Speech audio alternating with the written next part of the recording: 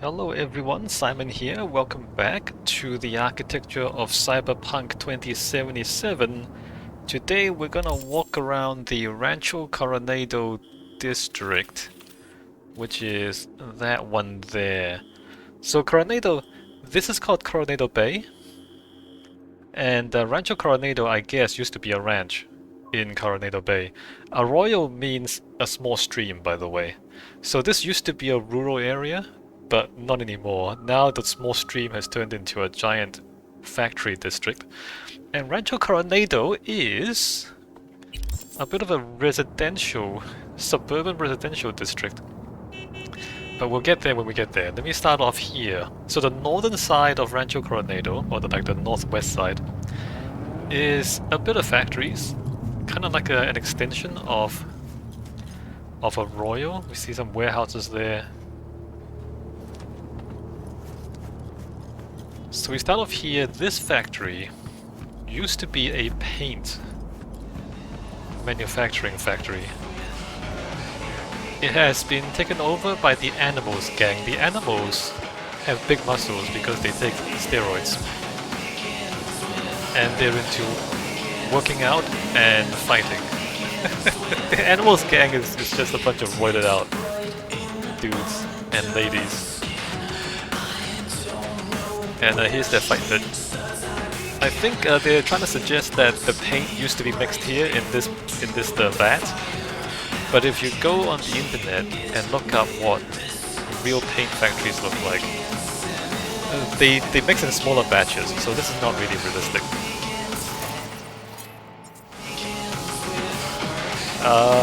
Not much to say about the rest of this. All the machinery's been taken out. There's still a few pipes here and there. But if I didn't tell you it was a paint factory, you wouldn't know, right? Alright, so it's a big shed, which has been, used to be a paint factory, but it's been converted into a big gym by the Animals gang. Alright, moving over to the northeast. So we're going along the northwestern side. The side that's close to Arroyo there. There's the old Arasaka facility. Here we have some offices, I suppose. I think all these buildings are abandoned. I don't think they're occupied at all. A bunch of homeless people outside. So as we look around, you'll notice that things are not going well in Rancho Coronado. The economy has taken a turn for the worst. Yeah, no, I think these are all empty, vacant. So there's no businesses operating, there's no jobs. As we look around, what is that? Something terrible is happening there.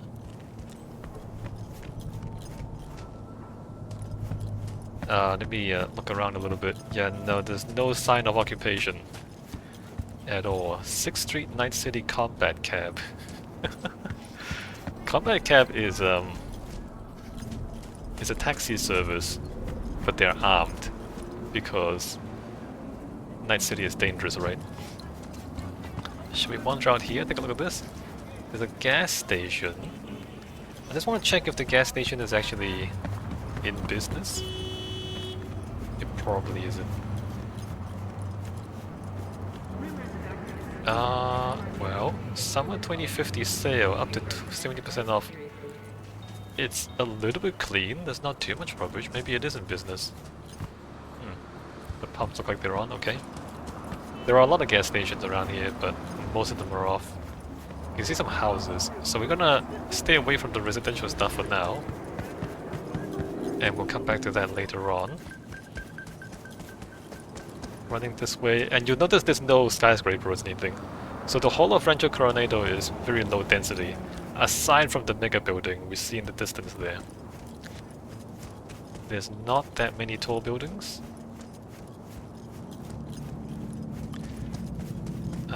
There's some factories. I mean, there's steam coming out of the machinery, so that suggests the machineries are operating. What's going on here? Concrete and steel, for some reason.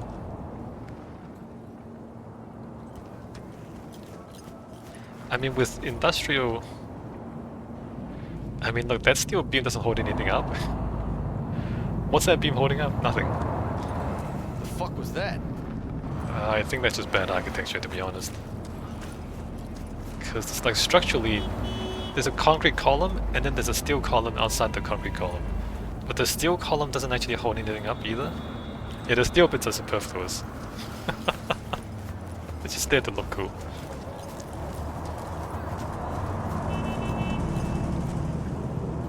I don't know what's going on with this building.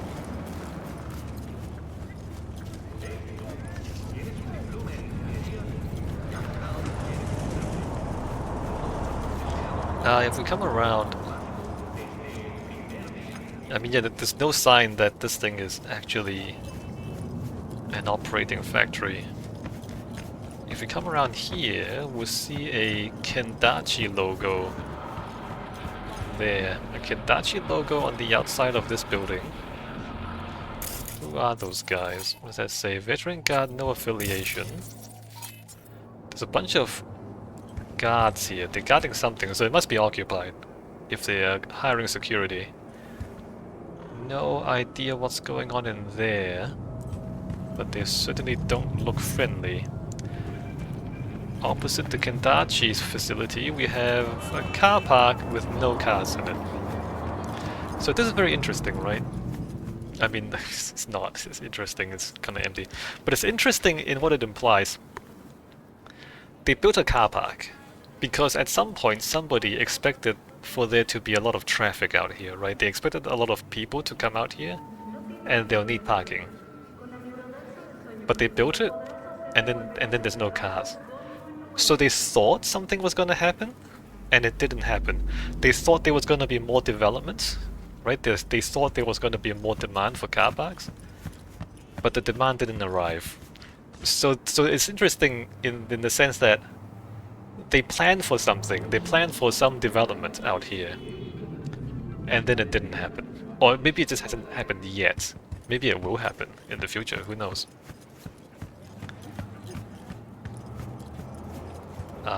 There's staircases that go up to the top of this thing. 2-story car park. Right, this is also car park.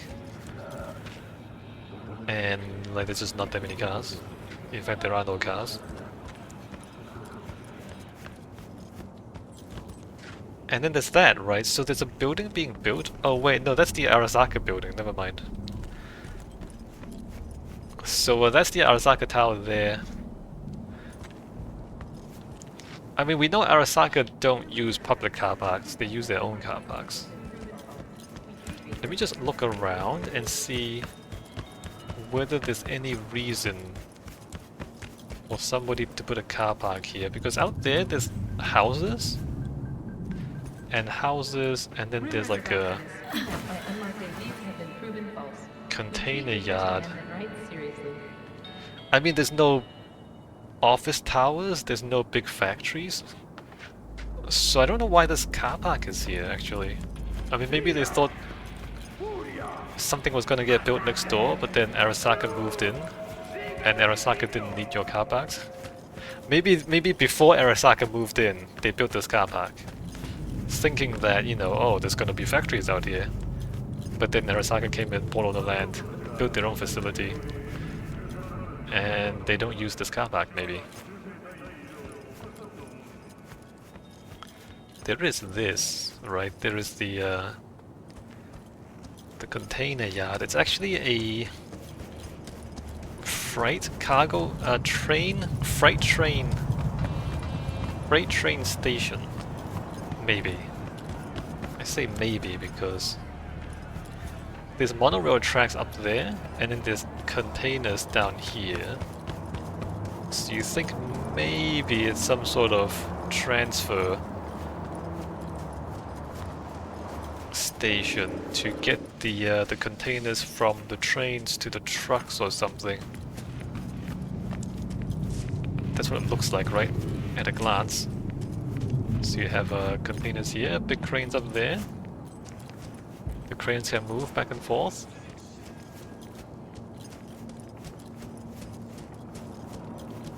So these ones, move them here, and then the big ones move them over there into the building, so there's like smaller cranes in under the bigger cranes. Can I jump up there? Let me jump up there.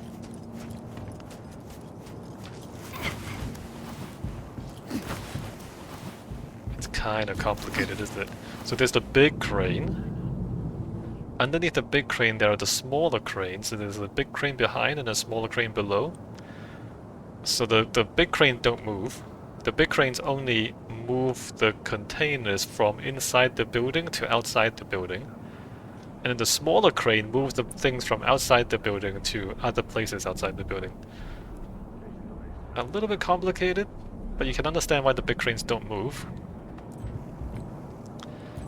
And as I said, there's a big monorail track up there. Except the cranes are under the track and not over the track. So if you want to pick up a container and put it onto a train, the crane has to be above the train, right? Here, there's no way to actually bring the container and put it on the train. In fact, because look at the monorail. It's a hanging monorail system, isn't it? Hold on. Doesn't that look like the trains hang below, or do they go above? I don't know if the trains go above or below.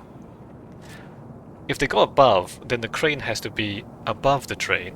If they go below, then you have to lift the containers up to the train from below. So it can't be a crane, it has to be something else. So none of this really makes sense.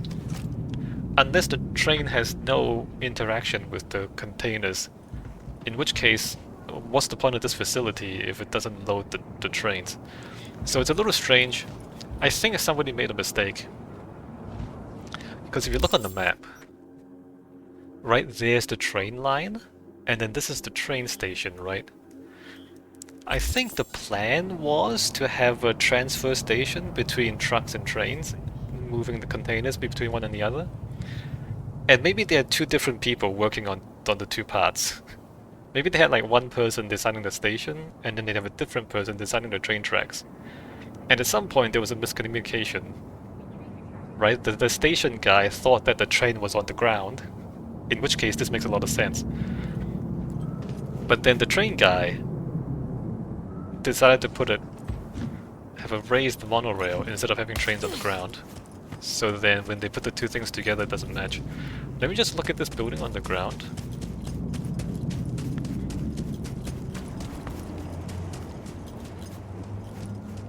No. No, there's no way for the trains to come in and out, so no, that doesn't make any sense either. Unless the trains are supposed to go underneath the crane, but there's not much space for it either. Can I get up there? I think I can get up there.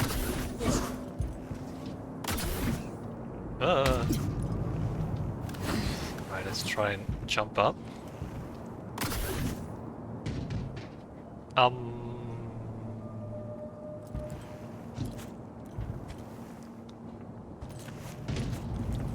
That way, right? Ah, never mind. I have gotten up there before. Oh, maybe, what am I doing? This is much easier.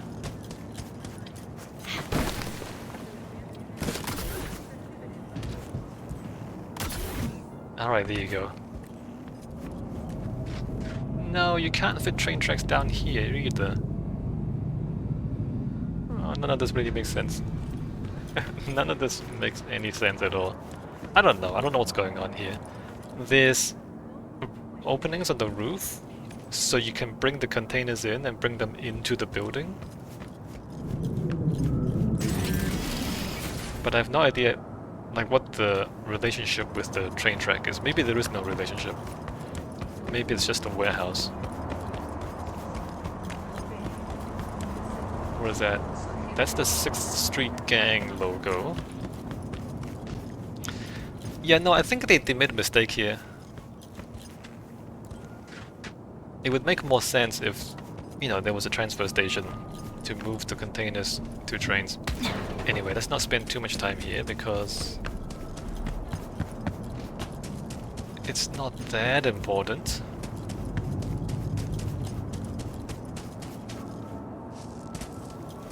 Alright, how do I get out of here? Do I jump out? Let's jump out. So past this, we have the riverbed. I mean, I guess at some point in the distant past this was a natural river, but they have channeled it. And that points towards the dam, right? There's no water in it now, but maybe in the past, before the dam was built, the river ran through here. Possibly. Over there's some construction going on. They're building another branch to this channel, not sure what that means. And then there's more pipes, so the river disappears into underground pipes. I think they're building a foundation here in preparation for a taller building at some point in the future. We haven't gotten past the foundation, so there's no way to tell what this is going to be. It could just be a channel for water. And maybe it's just not going to be a building. Because there's no other foundations aside from the channel, right? But it's a big construction site. Maybe they just haven't gotten to those parts yet.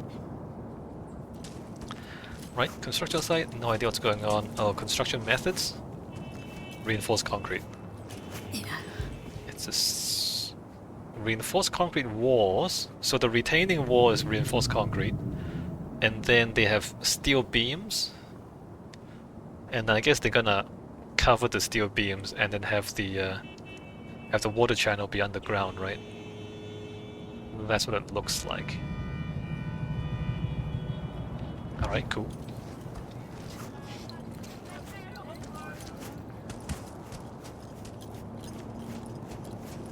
And then further on we come to Megabuilding 7. Now this is interesting. Megabuilding 7 is the only one that deviates from the 3 vertical modules. So that's the standard, right? The standard Megabuilding is 3 vertical modules, and all the other ones are the same 3 vertical modules. Number 4 there. This one, there's 3 vertical modules and then 2 more sideways modules, horizontal modules. And when you put them together like that, you realize that you can just keep adding more and more modules and they all just join together, right? Look at that. So this thing is potentially much bigger than what it is now, right? I wonder if they line up. I don't think they line up. So these line up, these two, but that's on an angle, so that doesn't line up. That lines up with that, and then this one doesn't line up, and that one doesn't line up. Imagine if they all lined up. Imagine if all the buildings actually lined up, and then you can eventually join them all up into one giant grid across the city. That'd be amazing! They didn't do that though, but it would have been cool. I mean, why not, right? Why not? If you design a modular system of mega buildings, and you just keep adding more and more modules as you need more housing, until, you know, after a few hundred years, the whole city is just a grid of mega buildings. That'd be awesome. Alright, let's go up to this thing and take a closer look at it. We can't go inside, of course. No idea how that would work inside, and I don't think there's enough structure either. Like, there's one leg there, and then there's one leg there, and there's no leg in between, so like this is a huge span. And it's a heavy building, right? It's a massive, massive heavy building. So there's no way this is structurally plausible. There's just not enough structure holding up all the weight. But if they put more legs on it, it'll be cool. Down here we have a car park. What's going on there? Down here we have a car park. And then, if I had to guess, there's supposed to be a shopping mall underneath here.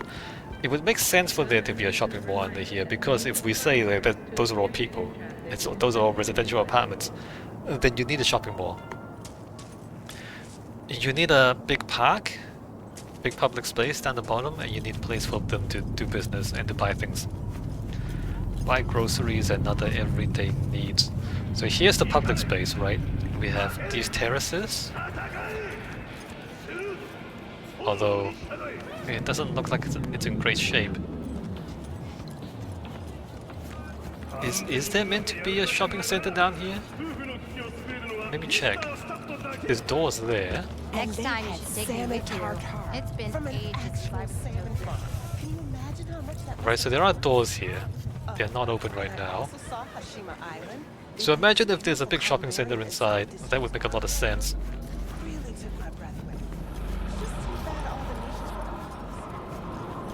But all the shops are closed. All the shops are closed, and you wonder if this is fully occupied or not. It's possible the mega building is not fully occupied, and it's mostly empty, because like everything's shut down. Like where would people buy their groceries if everything is shut down, right? Like how do people live? I mean, these terraces are kind of epic too. Look at these staircases, right? There's like 3 levels of terraces and big staircases. But again, the size of the staircase tells you something, right? It's a big staircase because they thought this many people would be using the staircase. Right? You have a train station up there and any card station up there, right? So you design the size of the staircases in anticipation of the number of people who are gonna go to and from the train and to go to and from the mega building. So you know, if you have a small house, then you would have a small staircase. If you have like a giant apartment block, you would have a wide staircase because you have a lot of people, especially if there's like a fire or an earthquake or some kind of emergency, and in the emergency everybody has to get out of the building really quickly, then you need enough staircase space for all those people to move at the same time to get out of there. So, you know, the size of things, the size of pathways, the size of terraces, the size of staircases, these are related to how many people you expect to use that space. Sometimes you make things bigger than they need to be because it looks cool, but you can't make things smaller than they need to be because then people will die if there's a fire. It's like if there's a fire and people can't get out, then they're gonna die. So you don't want to do that.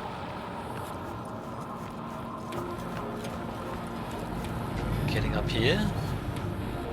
More epic staircases continue up, right? We have, what is this? What are they eating? Are they eating vending machine food out here? Like, it looks like there should be like a food stand. Oh, there is a food stand. Look at this. What are you selling, lady? What are you selling? Hot dogs? Hold on one moment. What are you selling? Fresh and instant corner. Is that coffee? Like, what is this stuff? Oh yeah, drinks. Oh, kebabs. Right. Yakitori. Yakitori is Japanese for grilled chicken. Except there are no chickens in Night City. It's grilled something. Continuing up, we make our way to the end card station. Oh look, there's more stores up here. I mean, most of these are closed, but some of these are open. So the place is not completely deserted. Megabuilding H7, Center Domingo. Watch yourself. Domingo. There's no A. Center Domingo. There's no... yeah. So this place is less fully utilized than expected. But there are some food stores, but maybe like 95% of the shops around here are closed. Also, we can't go into the station, and we can't get to the other side of this. There's no pedestrian access to the other side of the building. I don't know why they chose to do that. from a video game perspective. Oh, there's another store back here. This guy's selling... What are you selling? Noodles?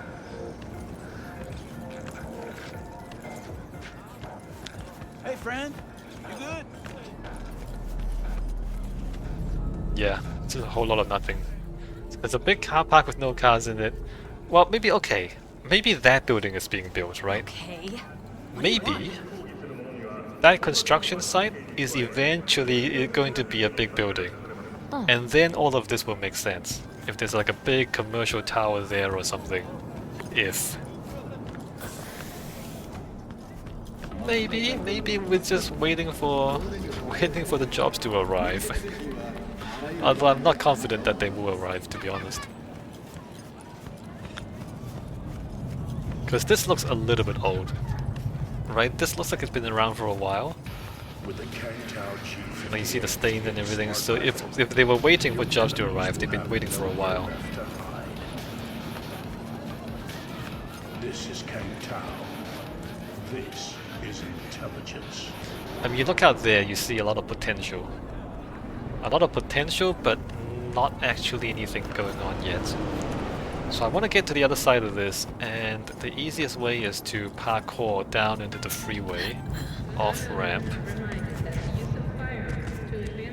and then get through here. I guess if the NCAT station was open to us, we could just go through the station to the other side. And if the shopping center was open, then we could just go through the shopping center. But both are closed in the game, so we have to get through here. And now we're on the other side of the NCAT station, and it's pretty much the same thing back here. Big staircases. And a lot of pedestrian space, but not that many pedestrians. Not enough to fill the space. And then there's like spaces for shops, but I don't think the shops are open.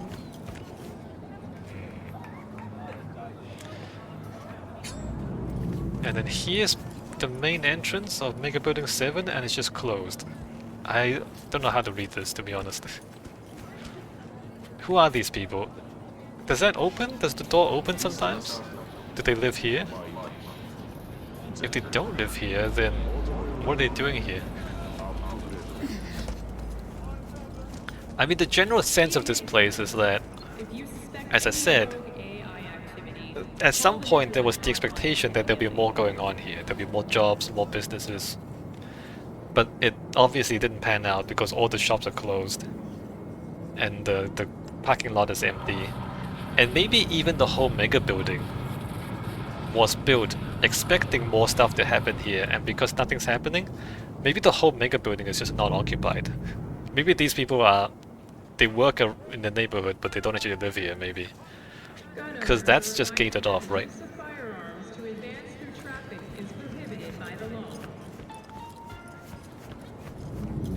Coming through here, we have a storage facility. So storage like this, usually these businesses operate where land is cheap. Because, you know, first of all, it's only one story. So you're using a lot of land, and it's a low value business, right? It's just storage, you're just putting stuff there. So you don't get a lot of rent. So it can only exist in a part of the city where the land is so cheap that such a low value land use can take up so much land and you can still make a profit, right? You see what I mean? In a part of the city where land is expensive and your council rates are expensive and your other taxes are expensive, then you need to have like a very high value operation on that piece of land in order to justify paying the rent for that expensive land. So yeah, so we are like on the outskirts of the city almost. Land is super cheap, and so then you can have just a storage facility. And there's not much going on in the storage facility as well.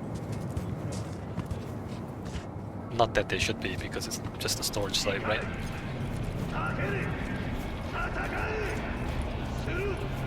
Vitex storage, so there's more storage stuff over there. We don't need to see the warehouses. Back here we have a tower. There's no logos on it, we don't know what business this is. But apparently there is a big business tower here. There's like a vehicle entry, but it doesn't look like it's very often used. I don't even know if there's a ground floor entrance, so let me run around. I don't think there's a door down here. Spare veterans some change. Let's see, so this side. Bunch of homeless people outside. We need to get up. Gun owners are reminded that the use of firearms to advance through traffic is prohibited by the law. Coming around here. No, there's no door here. Isn't that amazing? The tower has no door, except for the vehicle entry on the other side. There's no pedestrian entrance. There's no pedestrian entrance. There is the bridge. Maybe the bridge is the pedestrian entrance, right? Maybe the front door is over there somewhere. Who knows? Like, I can't actually tell what's going on inside this building at all. It's very fancy, right? The shape of it is very complicated. And the complicated shape makes the building more expensive. Is it offices?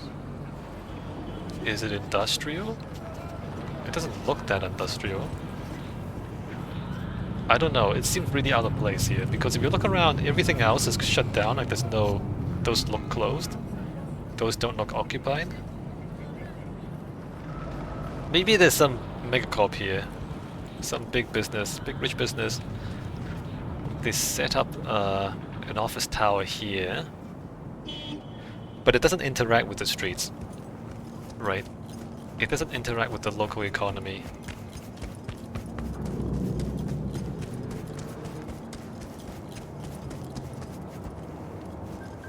If we come down here, there's a Tom's Diner, but the Tom's Diner is closed. Right, the Tom's Diner is not operating. The diner is closed. So, like, food places is one of the most essential in a city, right? Because everybody has to eat food.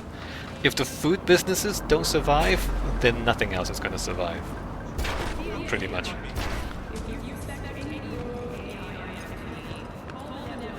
Right, everything's shut. Everything's boarded up. There's a crime scene back there.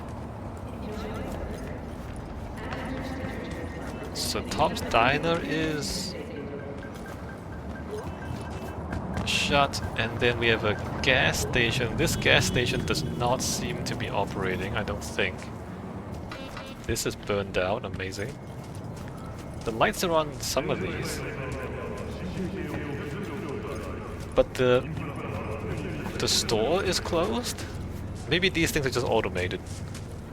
Maybe they're completely automated and you don't need anyone actually on site. But this is closed, right?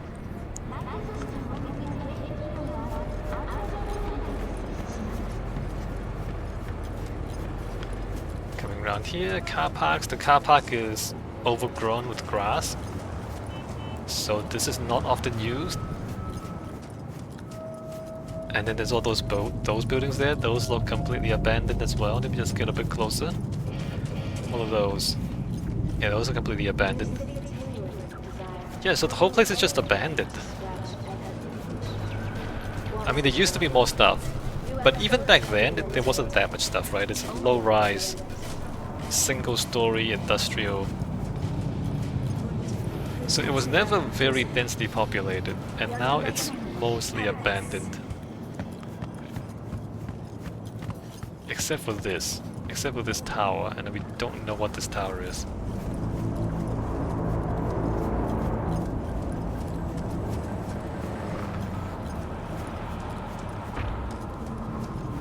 Back here, there's more Megabuilding modules, but it's not an actual Megabuilding. I'm not sure how this makes sense.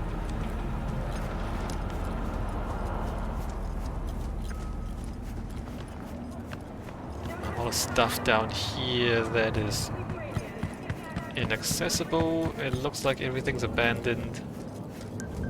Homeless people outside. What happened here? Profound deindustrialization.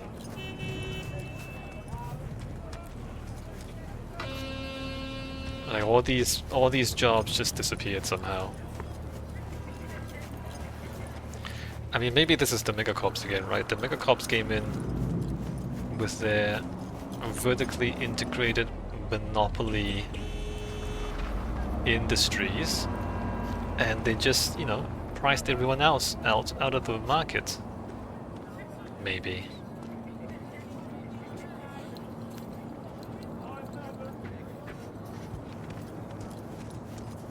Let's come over here and take a look at this. So, like, more Mega Blocks modules? Don't know if these are occupied either, because there's no jobs here, right? Obviously.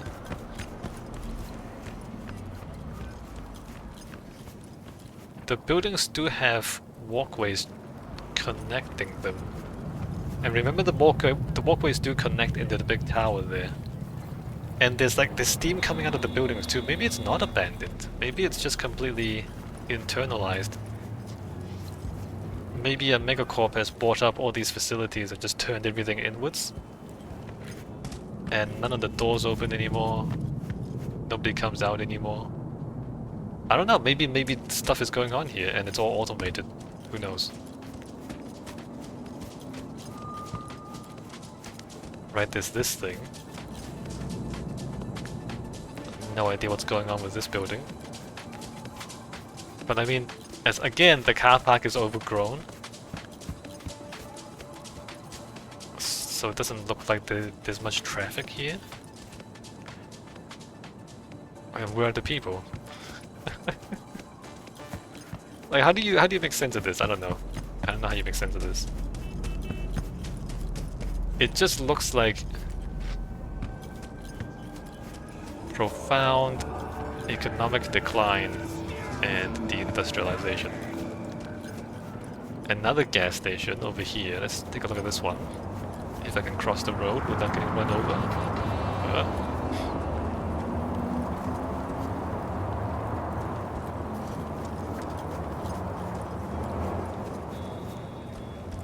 I mean, we gotta keep in mind that maybe the game design is never intended for anybody to try to make sense of this, right? It could just be the aesthetics of economic decline without any attempt to make sense of it or to explain it, right? It could just be the aesthetics of poverty put into a video game. So this gas station looks like it's not running either.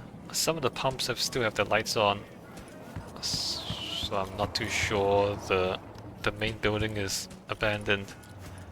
All the stuff down here is abandoned. Not sure about the tower. The tower looks kind of clean. The windows are intact. And then there's that big tower there. That looks mostly intact as well. So maybe some of this is still operating, just not operating at the level that they were designed for. Here we have a big bus station. Check this out. So we have these spaces for the buses to come in. And let's count these, right? 1, 2, 3.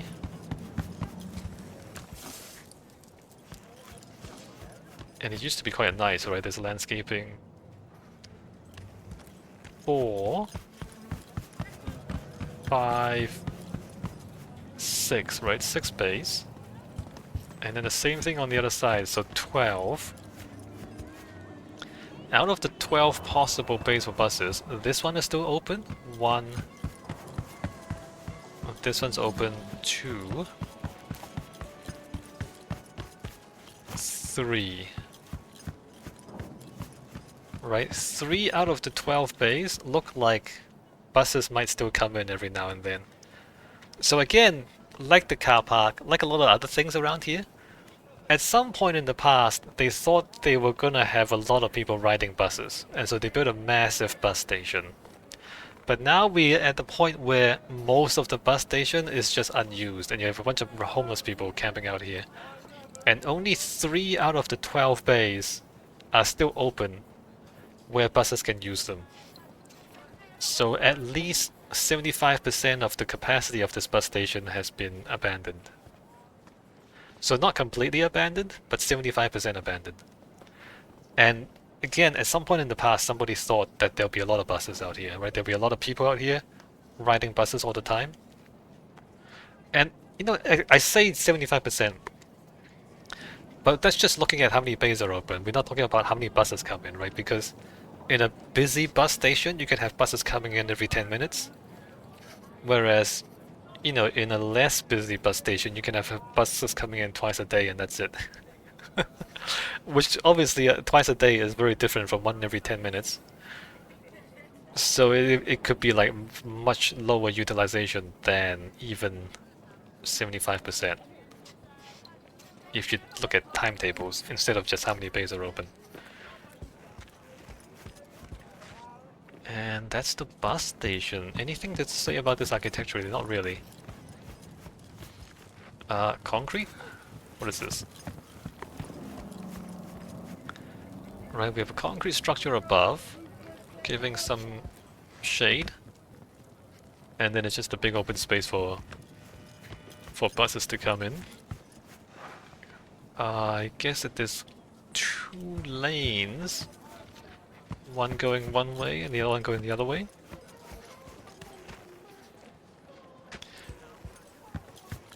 What's back here? There's a lot of screens. I mean, a lot of screens is... If a lot of buses came in, then all the timetables would be on the screens, right? Now I think they're just playing television advertisements.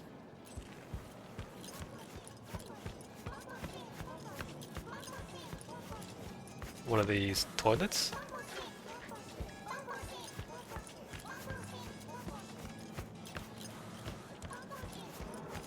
And then around the bus station, we have these row houses.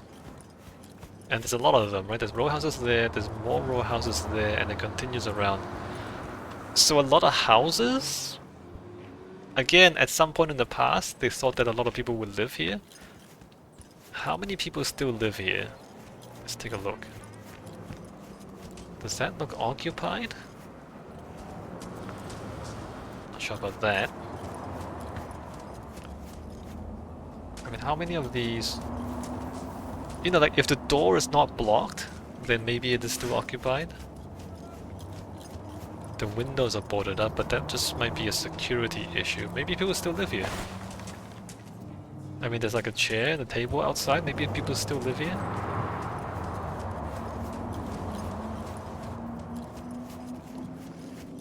It's not in great shape, right? There's a lot of graffiti. The windows are all boarded up. Maybe people still live here, the lights are on, but I don't know if we read too much into that. Alright. Again, like a big housing development that has deteriorated, right? So it used to be nicer, but now there's a lot of rubbish and graffiti. And I don't think they finished the ground because there's no paving here. Oh, there is. Hold on. The paving is cracked and needs maintenance. Oh no, I guess there is paving here under the dirt and all that.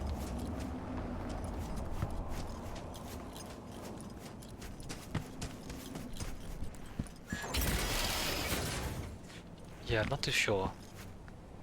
Not too sure how many of these are actually occupied. Hold on, isn't there a door back there? There is. So there's a door back there, but there's so much rubbish piled up here that you can't use the door anymore. So we might say, well, that one probably is not occupied, because otherwise how did they get out of their house if there's rubbish piled up? And then down here... I mean, this door is still open, so maybe they can get out. Honestly, can't tell. There's no cars. There's no cars, but maybe they use the buses. Or maybe they just don't go anywhere because they're too poor. And they don't have jobs. What's going on here? Homeless people? Yep. Alright, we've got tents. And rubbish. And this goes on, by the way, like there's a lot of these row houses. So they thought there was gonna be a big Not again. big housing development around here.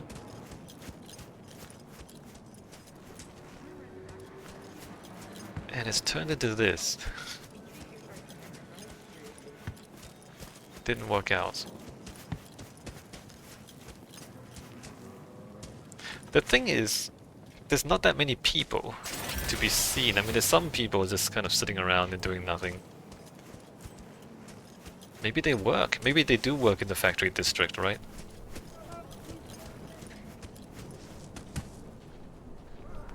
But if there's employment, then it's surprising that the local economy seems so dead. Alright, so beyond these row houses, there are standalone houses. Some of which have completely burned down. Actually, did they burn down or did it just get... There's no scorch marks. I don't know if it actually burned down or if it just fell down. This is actually a little bit incomprehensible. There's no bullet holes. There's no scorch marks. So what happened to this building? There are holes, but they're not bullet holes. Did somebody like shoot cannons at the building? Like how did these holes form? I don't know, I can't really read it. I'm not sure they meant for you to read it. But we can say that some of these houses are completely destroyed. Does that look occupied to you? A little bit. Maybe.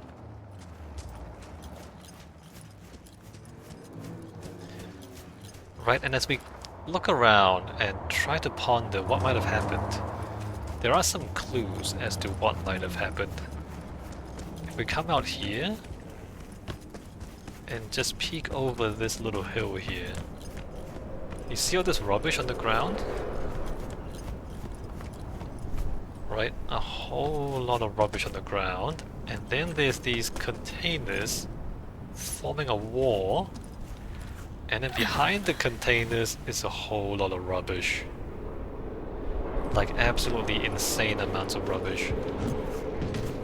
And if you look past the road there, you can barely see it. Behind this freeway, there's one of those flying barges, but it has crashed on that mountain up there. So I think what happened, just based on what we see, I think that was a trash barge. It was a barge carrying rubbish, and it crash landed. And it dumped a lot of rubbish onto the landscape here. I don't know, this seems like a lot of rubbish for just one trash barge. Maybe like maybe more than one. But something happened here, some kind of disaster happened here, maybe some kind of maybe like I said, the trash barge crashed. But a lot of rubbish has accumulated here. And maybe the accumulation of rubbish has made this entire area so undesirable that everybody who can move out, moved out, right? I mean, why would you live here next to a giant pile of rubbish? So if you could leave, you would leave. And so then the only people who remain are the ones who are too poor to leave. And because all the money moved out, there's no money in the economy anymore, so all the shops shut down because all the people with money moved out. And so the whole thing just fell apart, and the people left behind are the ones who are too poor to have the ability to leave. And it looks like it has something to do with this giant pile of rubbish. Maybe that trash barge crashed here and just dumped a lot of rubbish here. And there's just no way to fix it. I don't know how reasonable that is. Like what would you... If something like this happened in the real world, like if a giant trash barge capsized and dumped a lot of trash, there'll be a cleanup effort, right? Like, you know, when oil tankers leak, it's disastrous, but there are cleanup efforts, right? You have to clean it up. Whoever's in charge of the trash barge should be liable for cleaning it up, or at least trying to clean it up. And here, it doesn't look like anybody even tried to clean this up. So maybe, like, in the world of Cyberpunk, the laws are so lax, and the megacorps have such favorable treatment from the government, that if there's some sort of disaster, they just don't have to pay for it, they don't have to fix it. Because, you know, the laws are favorable to the megacorps. So if they just have an accident, well, they don't have to pay for it. Imagine if there's an oil spill and the tanker company don't have to pay to clean it up. What's going to happen then? And it just doesn't get cleaned up? Maybe that's what's happening here. So I guess this destroyed the whole area, and it destroyed the whole local economy. That's what it looks like. And they like try to put these containers here to try to keep the trash back, but it didn't really work because the trash is all spilling out. Amazing. Right, so now that we've seen that, it's a lot though. Like, would it kill the whole economy this bad? In the story, they talk about the area being polluted. Like there's industrial pollution. Like really toxic stuff that's really bad for your health. So maybe the trash barge didn't just dump trash, maybe it also dumped a lot of chemicals as well. And maybe that makes the place even worse for living in. In any case, I think that's enough to explain how, like, this used to be an expanding part of the city. They thought that there'll be more stuff going up, like they built big bus stations and big car parks in preparation for more development in this place. And then a disaster happened, and then all the money pulled out because nobody wants to live beside a giant mountain of trash. And so then the whole place just died, right? The economy just died.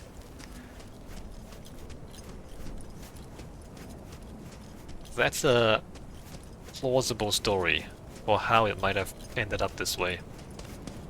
And in fact, if we come over here,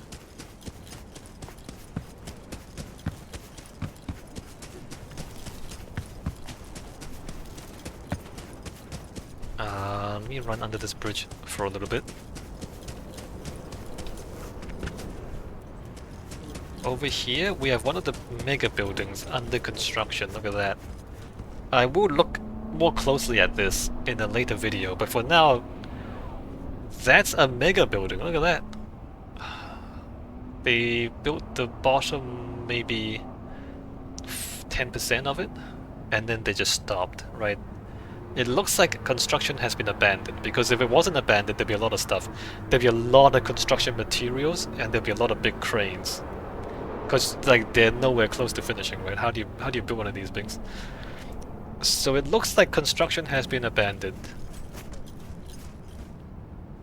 And yeah, so again, we have another thing where, you know, they thought they were going to build more stuff out here. They thought there was going to be more development out here. And then something happened and they just stopped. And also there's the highways too. The highways are also half finished, and they also stopped that. Alright, let's run back in. We don't want to get into the trash heap just yet. So let me come back around here. Back onto the street. There's obviously a homeless camp under the bridge, as you would expect. Although, would you? So here's the thing. It looks like a lot of these buildings are abandoned. If you were homeless, would you set up a tent, or would you break into one of these buildings? I think you would break into the buildings. That makes more sense than sleeping in a tent outside. Assuming these buildings are abandoned. right?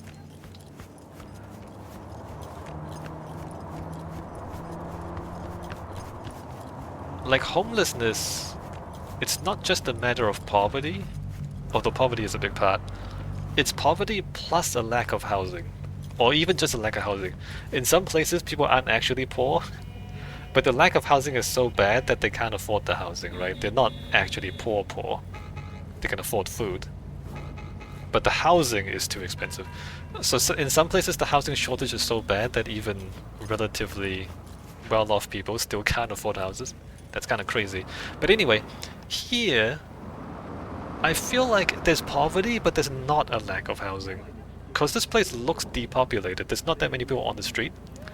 So it looks like there should be enough houses for all these people. So they shouldn't be sleeping outside.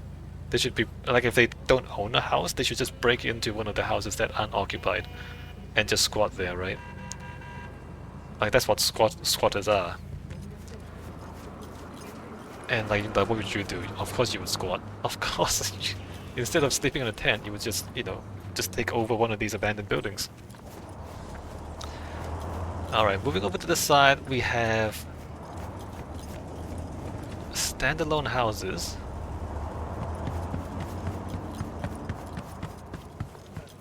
Which is, I think this is the only part of Night City where we see these, right? I guess there's the luxury houses over in North Oak. But here we look at what used to be a nice suburban development. I mean, I don't know how nice it was, but freestanding houses?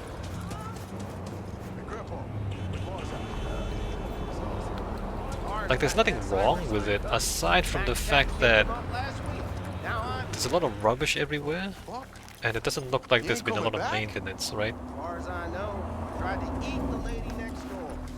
So, no, I'd say... What the hell?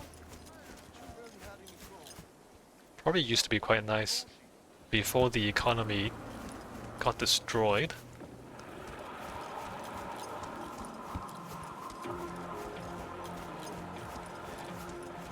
I mean, it could still be an okay place to live. Not sure about the crime and the gangs, though. Alright, so here's the freeway under construction. Everything's half finished, but I don't think anyone is actually gonna finish it. There's no... well, I mean, there's a few cranes. It doesn't look like work is ongoing. Although the scaffolding is still up? I don't know about any of this. Scaffolding costs money, and they're easy to remove. And so, if you're not gonna use them, you would take them down and use them somewhere else. Because they're so easy to remove, right? And things like bags of cement, like if you're not gonna use the bags of cement right now, you would just take them away. You just put it on the back of a truck and you drive it away. And it's money, right? This is just money just sitting around. So I'm not sure what's going on here. Like, it doesn't look like construction is ongoing, but they've left behind a lot of stuff that's actually worth enough money that you would want to take it away. So I'm not sure how we interpret that. Where am I going? Oh, that way, right.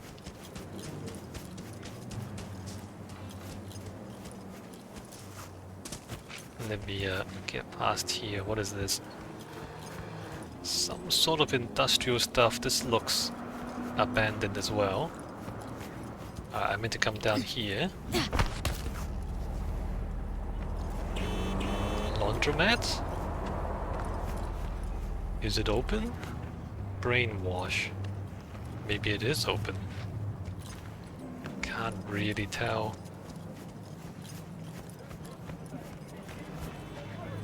Alright, on this side we have a park. I forgot what's the name of the park.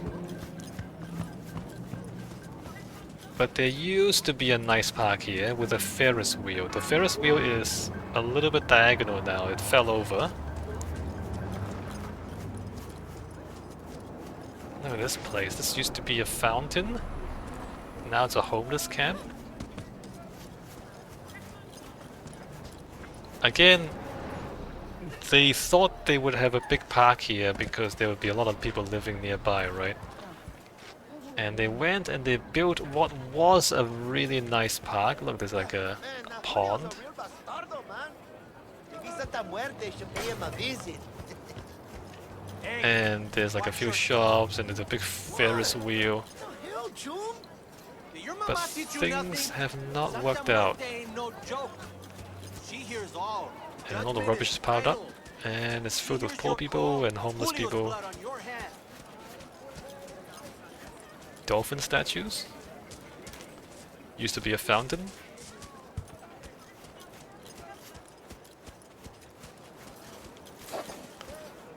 Yeah, it's just, it was a park, but it's abandoned and neglected. I don't know why these people are still here. Because the rubbish is gonna stink, right? I don't know why there's so many people in places where there's so much rubbish. There's a bit of a memorial here.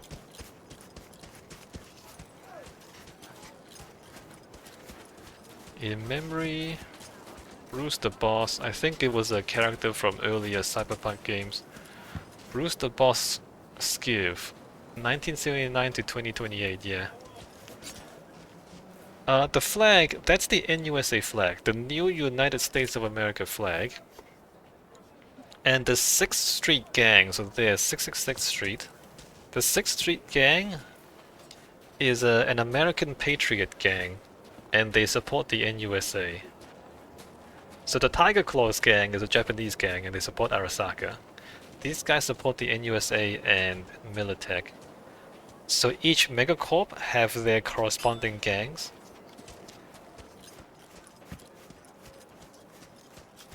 And as you look around, this is a 6th Street territory.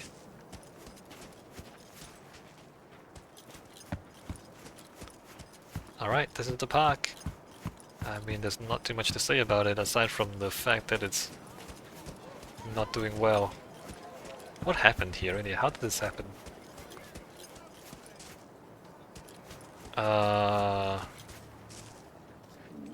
Right, so the foundations were never that good. You would have big concrete foundations. There does not seem to be any big concrete foundations here. It looks like it's just a metal foot in what is obviously very soft soil. So maybe it was bad construction right from the start. There's a little bit of a platform here where you get on and off the gondolas. And then on the other side, how did this happen? This just got buried into the ground? Yeah, maybe this was just not well done in the first place. So from a structure this big, you would have big heavy concrete footings underneath each of the 4 legs. And the concrete would be big enough that it wouldn't sink into the ground when you put the weight on it. But here there's no foundations. I don't know how this got approved. But it's not too surprising that it fell over if it didn't have a foundation, obviously.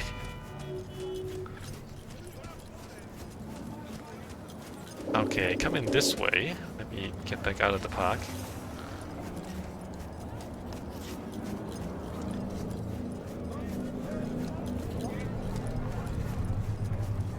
What's going on? Helping you out. Couple of euro bucks. Want some of the heat? Go back to the factory, you bum. Coming out this way. This building here. Oh, is the fog coming in? No, it's just the sun.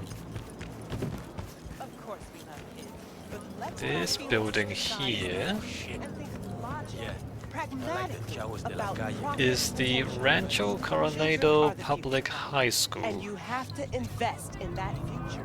Those are just facts. So this is the high school. I'm offering you a unique I mean, given the depopulation, I'm not sure this high school is fully occupied. I mean, it doesn't look very well used, right? First of all, there's no kids to be seen. There's a few kids. There's a lot of graffiti.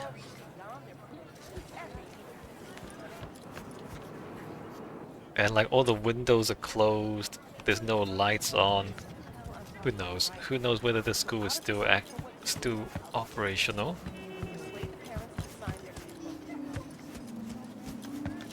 Decent sized car park in front. And then over here we have the schoolyard. I mean the schoolyard. This is it. Here it is. This is the schoolyard. I mean, I'm surprised there's no discarded needles and broken glass and... Anyway, kids don't play there anymore, I don't think. In the usual place. And then we have basketball courts. Again, like it doesn't look like it's being used. Oh, tell your mom she's got Maybe the whole school is abandoned, right?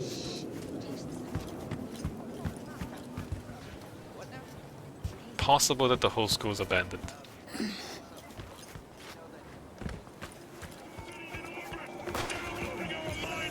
Alright, where are we going now? Hey,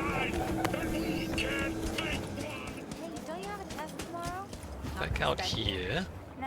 There's a little bit of commercial district here. Not sure how many of these shops are still open. There's a pharmacy, security services, so maybe these are still in business. I mean, there's still people here. Just not that much money to be seen, right? And then there's more shops that way. And then more houses. So it's like a, you know, like the little suburban developments. And if it wasn't for the fact that everything's so run down and there's rubbish everywhere, it would be pretty normal if it weren't for these things. Let me run this way. There are some stuff here that's worth looking at. I'll have 2 number 9s, 1 supersized, 1 regular. Anything else? A number 6 with extra sauce, 2 45s, 1 7, and a large Nycol. Would you like an extra shot of high-density pure fructose? Sure, why not? Nice. Alright, so there's a fast food place here. What is this? Caliente. Alright, so this is still in business. Capitan Caliente. Fast food place? Alright. Alright, so people do live here. And there are some businesses still operating. That's not too bad. What does this say? Ah, Kendal Park, that's right. The name of this park is Kendal Park. Oh, this is funny. So I think that's a flying drone that's carrying a trash bin. So that's a trash drone that's just crashed into somebody's house. Fell out of the sky and crashed into somebody's house. Maybe on purpose, who knows? But these are kinda nice houses. Notice how there's fences around the yards, right? This guy has a shed back there. If you come further up the hill... So these used to be opposite the park. I mean, they're still opposite the park. And imagine if the park was much nicer. So next to the park you have some more expensive houses. Look at this one. So they've got a fancy fence. Alright, behind the fence, 2-story house, 1.5-story house. What used to be the driveway, they have a car garage. I mean, if you imagine this clean, not bad. And then at the back they have a swimming pool. Oh, how luxurious.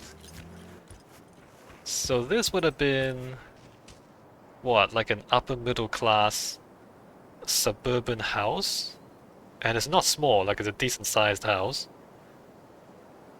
Used to be quite nice, right? Used to be like a relatively well-off family would live here, maybe like a professional family, maybe doctors, maybe like lawyers, something like that. Professional family, rich enough to afford a pool in the backyard, lived opposite Kendal Park. So once upon a time this was quite nice. Was. But not anymore.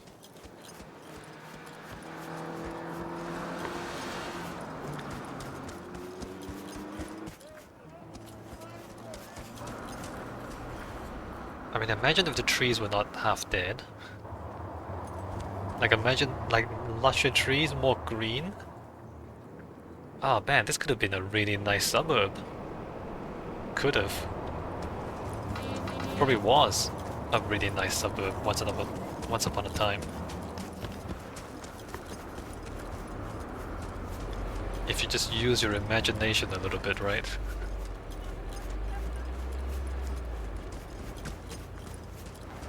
Okay, we're gonna continue this way.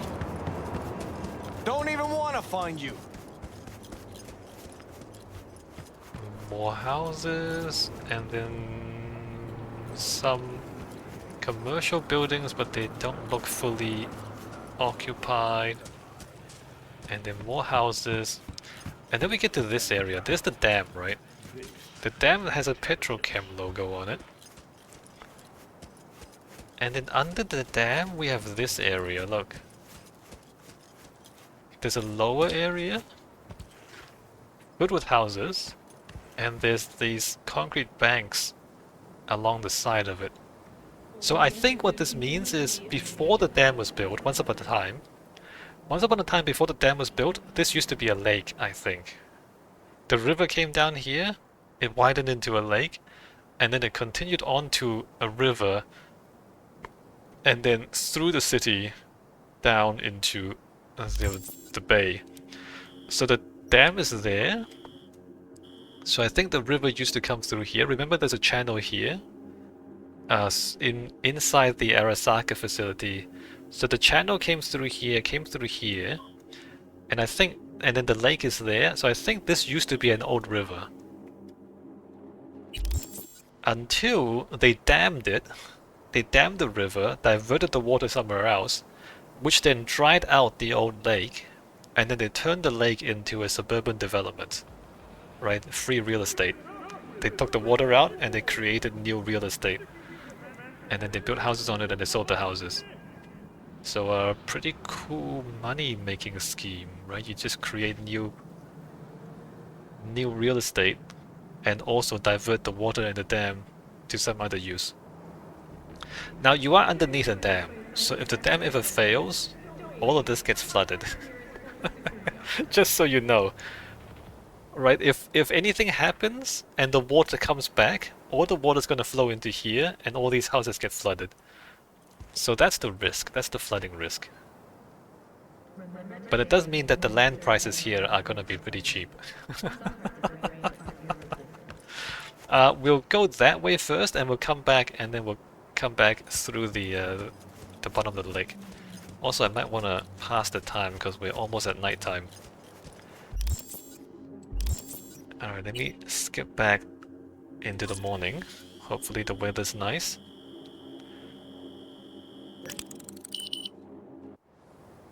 Oh, very good. Coming this way, we have commercial shops on one side, houses on the other side, but everything is run down and in pretty bad shape. I mean, it's synergistic, right? If the businesses there were operating, then the people here would have employment, and then everything would be much better. But if you lose one, you lose the other. If you lose your customers, then the businesses don't work. If you lose the businesses, then the people can't really live there anymore. Because there's no jobs. So at some point the synergy was broken. And now everything's falling apart. There is the sex shop. The sex shop somehow looks like it's still in business. Priorities, right? Do we need to say anything about the architecture of this?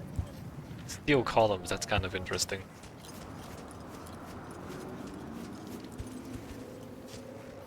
Looks like it's plastered. Is it plasterboard or is it concrete? Could be painted concrete. What is this? Painted concrete? Steel columns? And then timber roof. Is that timber roof or steel roof? Maybe it's steel roof? Anyway, nothing too remarkable.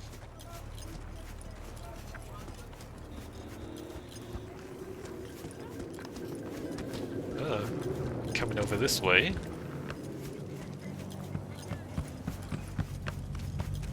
Oh, I didn't show you the highway or the freeway. So between the industrial half of Rancho Coronado and the residential half, there's a big giant freeway in a ditch. And that cuts the whole district in half. So over there's the factory stuff, although some of those look like apartments there. But the factories are over that way, and then the houses are over this way, mostly. If we get past this freeway, into here, we have some brick tenements. So this is, again, this is on the lower level, so this used to be water. Before the dam was built, this would have been flooded, I think.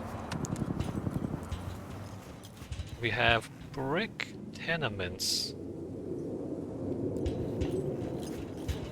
Probably a housing project.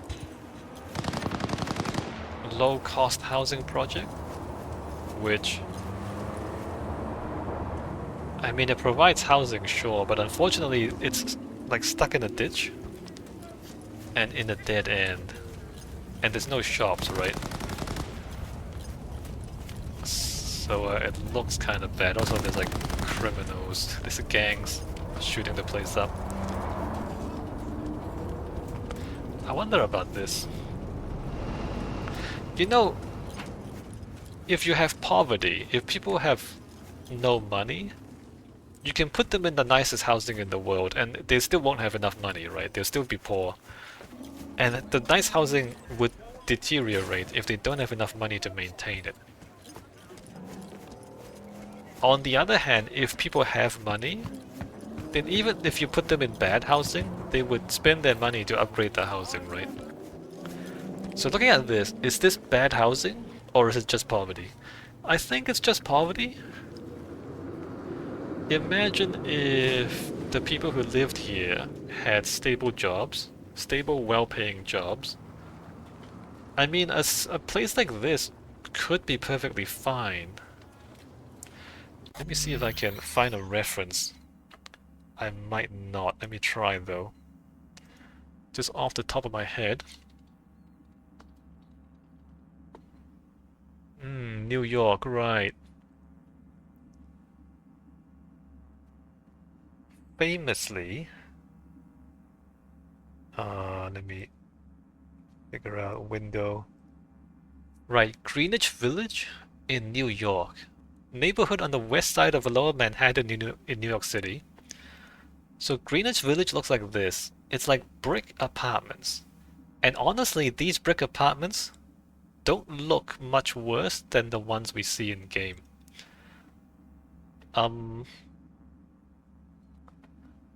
But I think it's been gentrified now, I'm not sure. Let's see. So you see how there's shops down here? Yolato? That's very New York. It's, what is it? It's yogurt and gelato. And it's Yolato, but Yolato is very New York. Alright, so this is in New York, and it's brick residential buildings. It's old. But there's enough businesses here that I don't think they're actually poor. Yeah, no. All ranked among the 10 most expensive in the United States. The 4 zip codes in the Greenwich Village are all within the 10 most expensive. So you look at this and you might think, no way.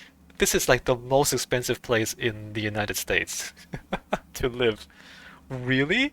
Yolato is that expensive? But you know what I mean? If you like, the fact that they're living in brick tenements doesn't necessarily mean that they're poor. This is in Manhattan, so it's like close to the city. This is the most expensive place in the United States to live. Like, if you just look at it, you wouldn't know. Or you might not know. But you notice that there are shops. There are a lot of shops. And when there's money in the neighborhood, You see this? It's a theater. So all the buildings, the bottom floor is shops.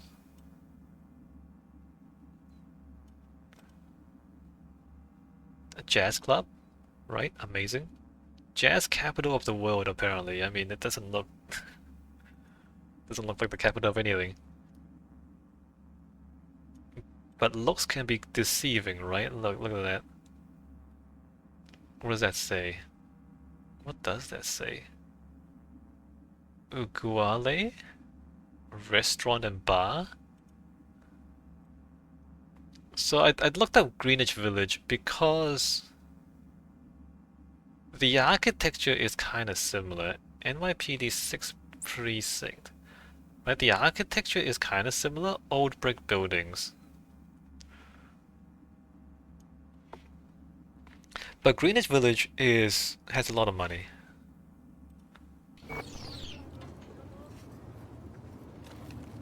So there's nothing wrong with the buildings, is what I'm trying to say. It's not the building's fault, it's the economy's fault. If the economy was good, you can have very rich people living in a place like this.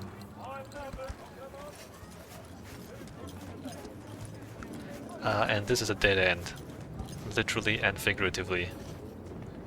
Okay, let's go back outside. So I guess there was a housing project here. And it makes sense, right? Like you build a dam, drain the lake, create new land, and then you build housing here to house some of the previously homeless people. But you know, you give them houses, but you don't give them jobs, and so they're still poor. And it ends up like this. On the other side of this road bridge, we have what would have been a suburban development with a lot of freestanding houses. Detached housing. Except here as well, it looks like people are just poor, right? No money, and so like the roads are not maintained, the yards are not maintained. The roof is broken and it's not really maintained because there's no money to fix anything. So long-term economic decline. It's long-term because we can see the decay. It's not like it's, you know, 2 or 3 years or 5 years. 5 years you wouldn't really notice, but when the economic decline drags on for like 10 or 20 years, and then you start to see things, see the lack of maintenance in the architecture. What's going on there? A laundry? Araiguma.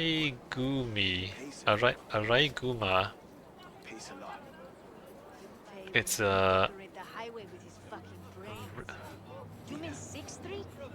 what is that thing? Raccoon? Okay, should we walk up here? Or should we walk up there? I guess it makes no difference.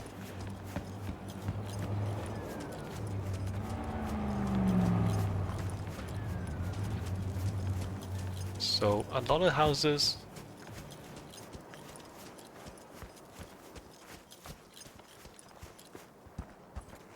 It was a nice suburb. And like insanely patriotic, look at that. This guy's painted the US flag all over his house. That's a little bit over the top, even for a patriot. It's like you cross the line from patriotism to madness.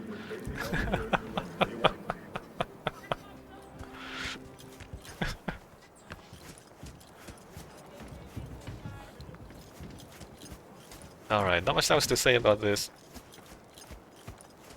More or less the same stuff.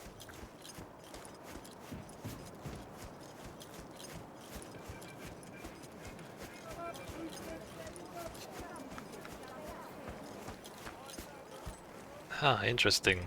Suddenly there's an industrial thing going on here. Is there like a electricity substation or something? There's the wires up there. Anyway, back to houses.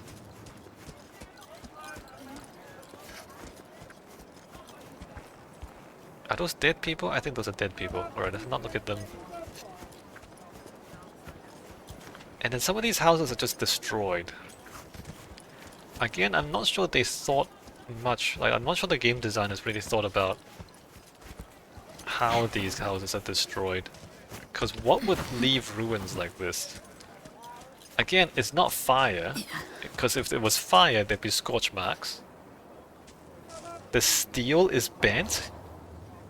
What? The steel is bent? How would you bend the steel I-beam?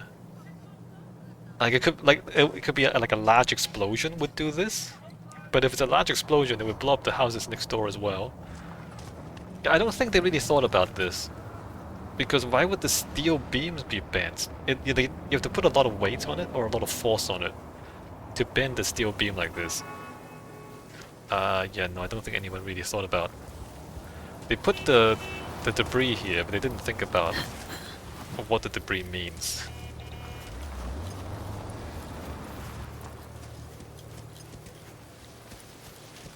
Like if you have a big tall building and it collapses, then the weight of the stuff above will bend the steel down below. Okay, I get that.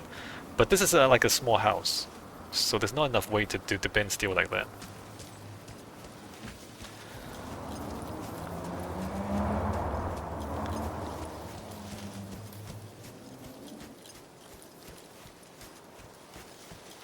Alright, so we're getting out of the bottom of the old lake. It's interesting how there's a bridge there. I think that bridge is older than this district. I think even back when there was water running through here, that bridge was already here. As we go up here and cross this road, actually even here, as we get to this point, the architecture changes in character, doesn't it? So there's the freestanding houses there, and then there's this stuff, look at this. We have relatively small reinforced concrete construction with infill walls. So this is a completely different architectural construction style. The walls are filled with concrete blocks, or bricks. What is that? Concrete blocks. And then as we get up to this... get up towards the dam, we switch away from the freestanding houses into this, like, stacking of these concrete boxes. Look at this. So this is a whole different construction method from those houses, and a whole different style and design philosophy. It's a little strange, but maybe that was a suburban development, and then this is something else. So what this looks like, what this stuff looks like, is a favela. Although, I mean, the Brazilian favela is famous. Doesn't have to be a Brazilian favela. If I go over to my Wikipedia, a favela is basically a slum, a Brazilian slum. But it's been around long enough that people have built concrete structures in the slums. So it's like it's a permanent. They've converted it into a permanent settlement. You see the roads are all unplanned, let's say. So the roads are not planned, they're all just small winding alleyways in between the buildings. And if we look more closely at the buildings,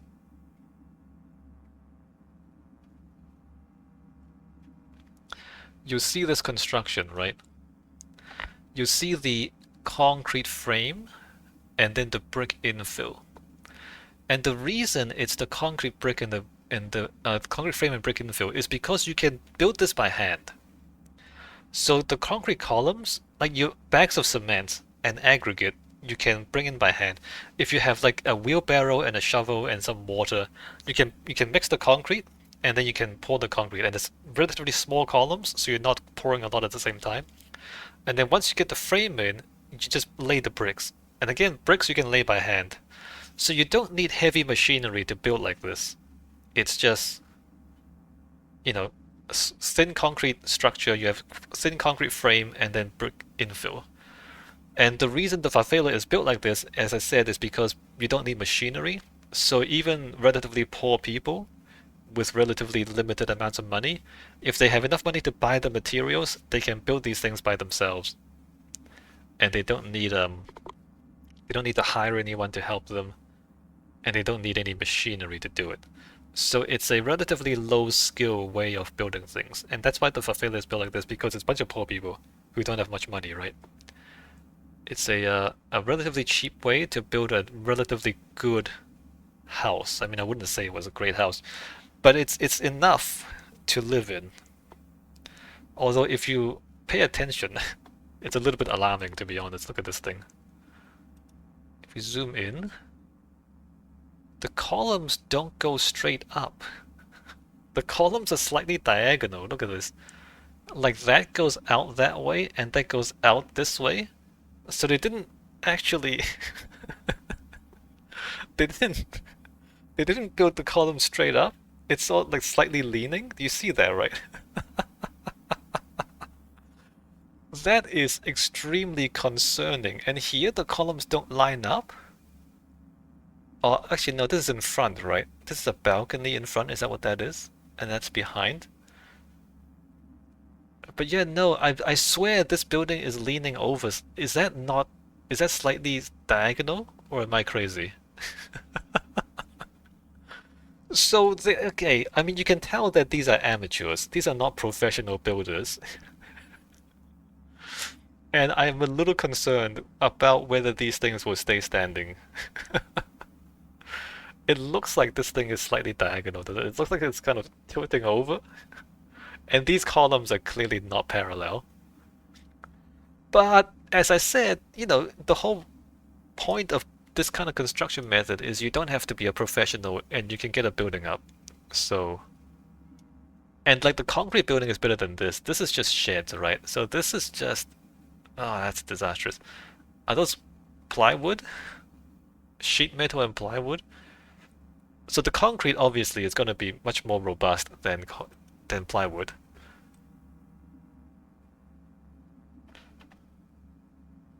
Alright, so here's a panoramic view. Can I get a closer look at this or no? Whoa, that's a big one. Okay. Let me just examine some of this. So again, you can see, so what they do is, right, they have the concrete columns, they have the brick infill, and then afterwards they plaster the outside. And it looks okay, to be honest. After you plaster it, it looks okay. So they're living down there already. Look, there's laundry hanging out the side, right? So people are living down there and they're adding to the top as people are living down below. Usually not a good idea to have like an active construction site and people living inside, because if anything goes wrong, if the building falls down because you did something wrong, there'll be casualties. So usually not a good idea, but again, these people, they're not professionals. And nobody's going to tell them what to do, so they're just going to do whatever they like. And again, look at this column there and that column there, they're not straight up, they're not parallel.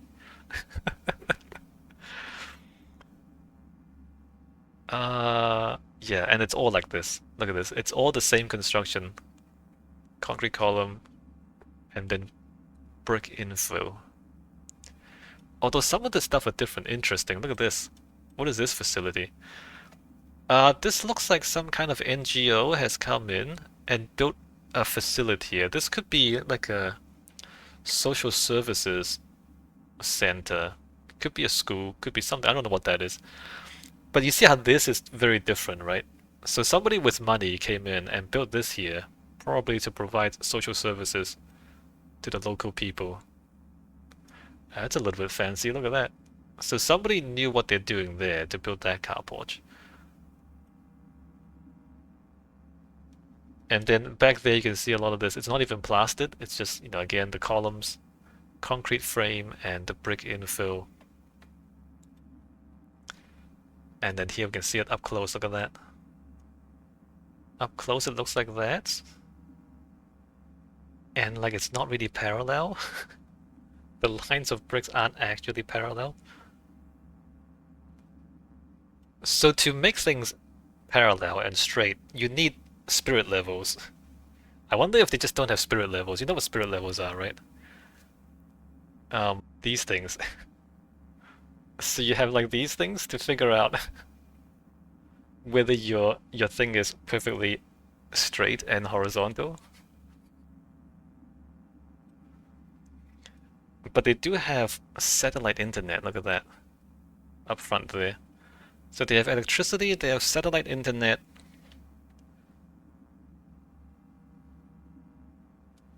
Look, is that satellite TV? I think that is. And then they have water tanks on top of the buildings. Laundry. Oh, Sky TV. Alright, so that's a favela. It's a slum. And like it's not great, but it's not that bad.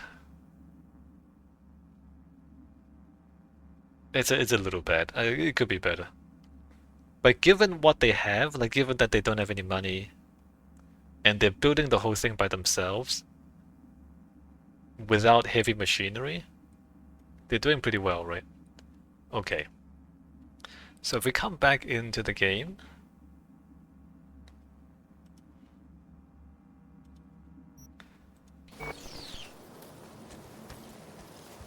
and that looks just like this.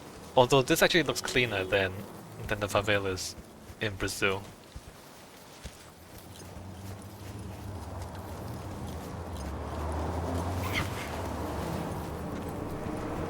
So you have the concrete columns.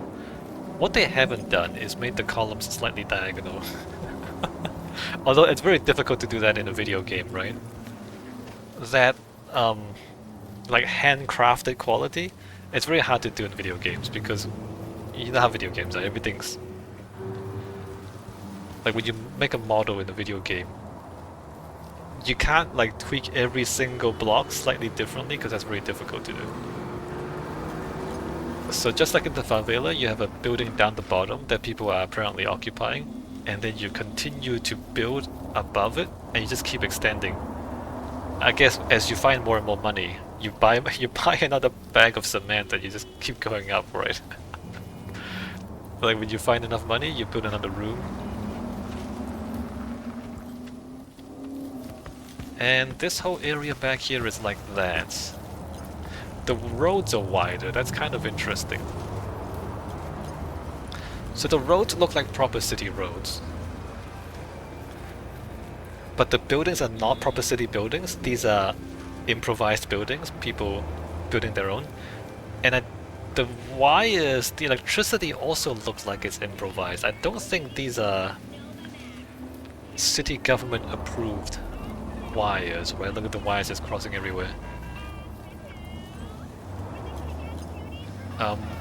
Not entirely sure why the city would provide the roads but not anything else, but I guess Night City is just crazy like that, right?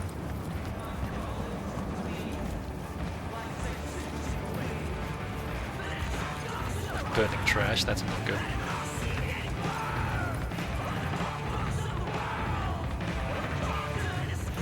Anything else for us to say about this? Not really. This is too clean.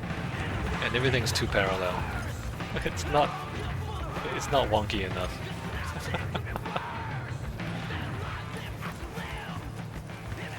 Alright, we're gonna come up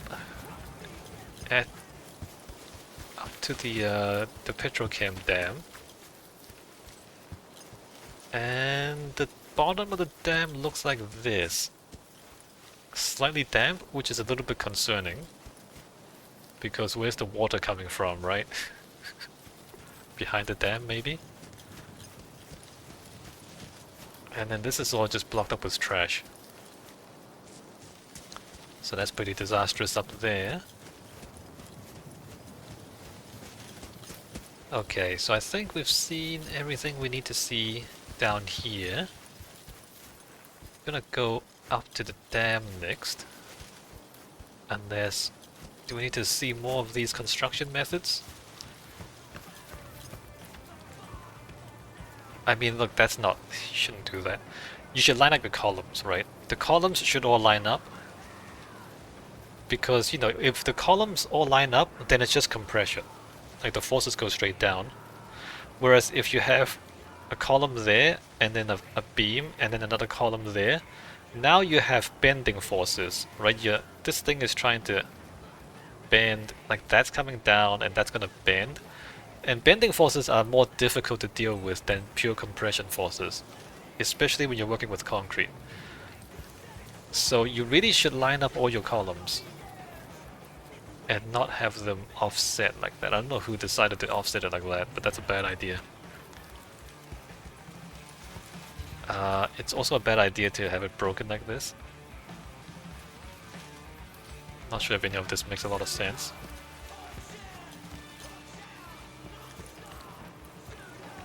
Right, so the walls and then the reinforcing sticks out from the top of the walls, where they will join up with the floors later on.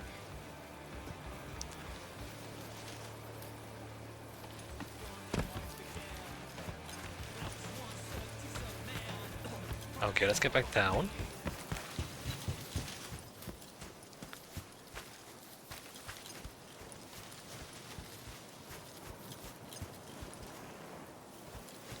I mean, this is supposed to be gang territory, right? In a slum like this, the gang would be a sort of government. You know, like if you have a dispute, who do you turn to? You turn to the organized crime group in charge of the local area, right? I'm saying that because these are a little bit organized. Like the houses, they don't look too disorganized. So the local organized crime group would keep the peace and resolve disputes and maybe do a little bit of town planning. I'm not sure if they're really gonna be into town planning. But you know, like if somebody's blocking the alleyway and other people complain about it, then they would go in and fix the problem. So you know, like town planning in terms of keeping the alleyways clear enough that people can get around, for example. And so there's a certain amount of organization, even in a slum, where you might think, wow, everybody's just building randomly. It's not really randomly, like even in a slum there is some organization, just not, you know, legitimate government organization. There'll be either negotiations between people or turning to the local criminal groups to solve problems. Alright, we're gonna find my bike. And we're gonna get up to the top of the dam there. We need to drive around.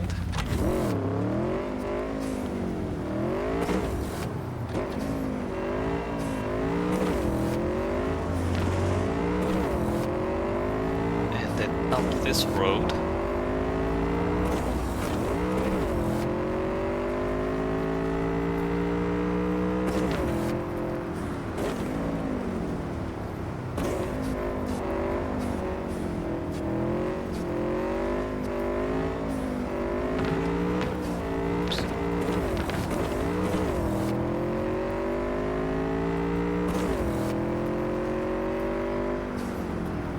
As I get to here, let me get off for a little bit. There's a bit of a lookout here.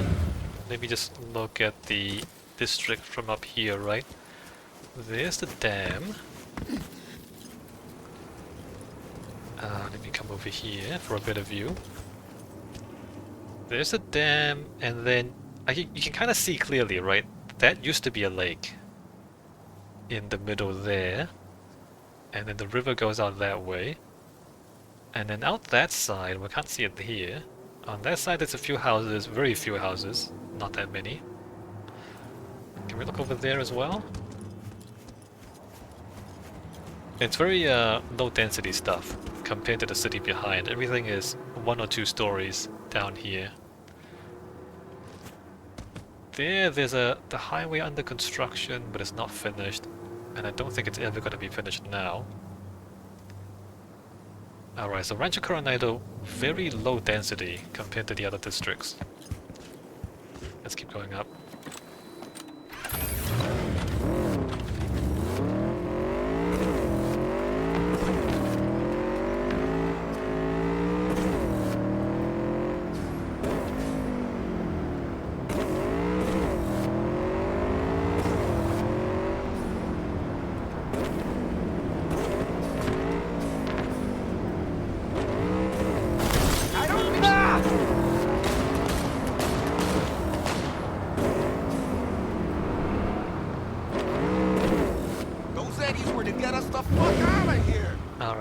to the top of the dam. Sure, whatever. There's that again. And if we look behind the dam, there's no water. There's no water behind the dam, but there is another dam, and there is water behind that dam. What happened? Remember that giant trash barge on top of the mountain? So there's the trash barge, and the trash has fallen into what used to be the dam, the reservoir. There's a lot of trash down there.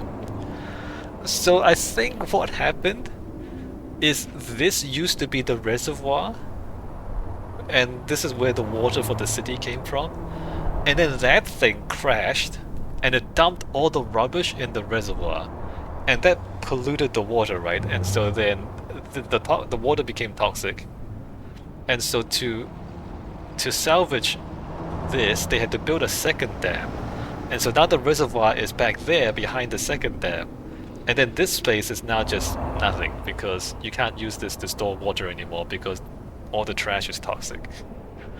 So I think that's what happened. And I think this is also the reason why Rancho Coronado, everything stopped. Like they were planning to develop the region, and then this happened, and then nobody wanted to move in anymore. And so all the rich people moved out because there's a giant pile of trash next door. And so then Rancho Coronado just became a impoverished and half abandoned district. I think that's what happened. Because you can see all the rubbish down there, right? Like, this is not good. You can't drink water from there anymore. Alright, so there you go. There's a dam behind a dam. This is not actually a dam anymore. It doesn't dam anything. Except maybe try to keep the rubbish out. Alright, so welcome to Cyberpunk.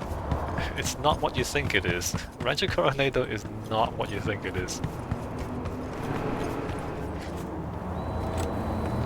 Okay, let's get back down. Crazy, right? It's satire, right? It's a satire of environmental destruction. Like, imagine the worst thing that can happen and just multiply it by 10. You know, like as I said before, imagine if like there was an oil spill and they just never cleaned it up.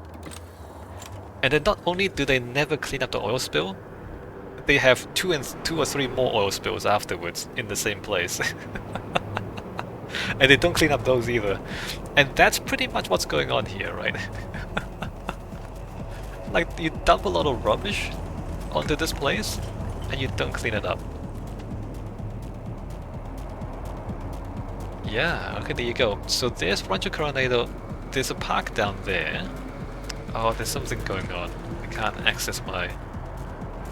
I can't even jump. I guess it doesn't really matter that much.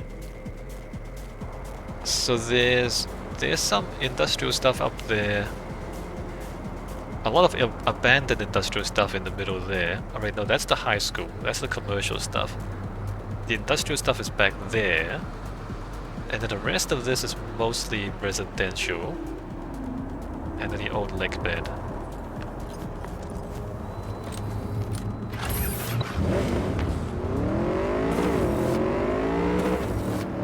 Okay, let's get back down there.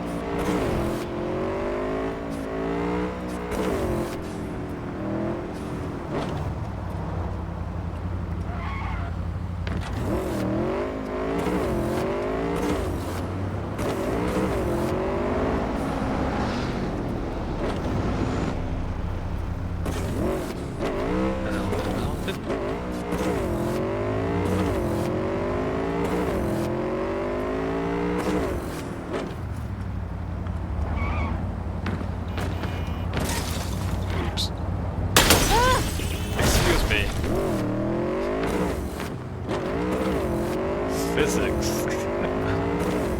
Alright, let's try not to crash anymore.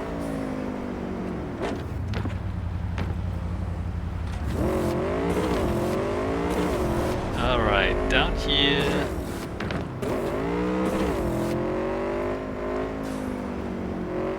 And through here, but we can get off immediately. Back into Rancho Coronado. Right back into the Favela part of it. And then we turn down here. And then we get out of the old lake bed from here.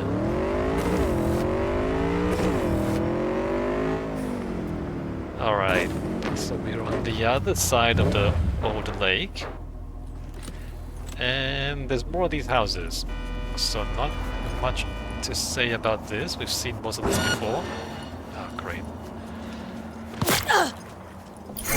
Why? How do you even see me?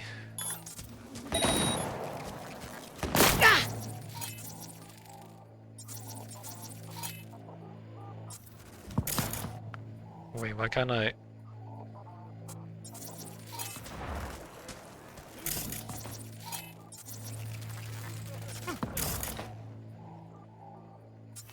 The game's glitched out. I don't have all my weapons. Cover me, I'm reloading! I don't want to shoot anyone though, because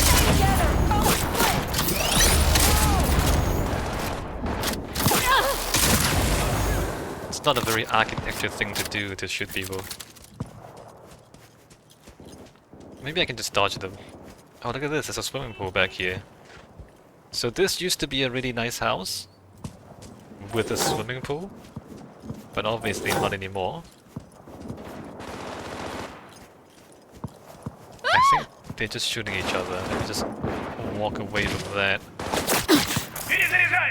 Nope.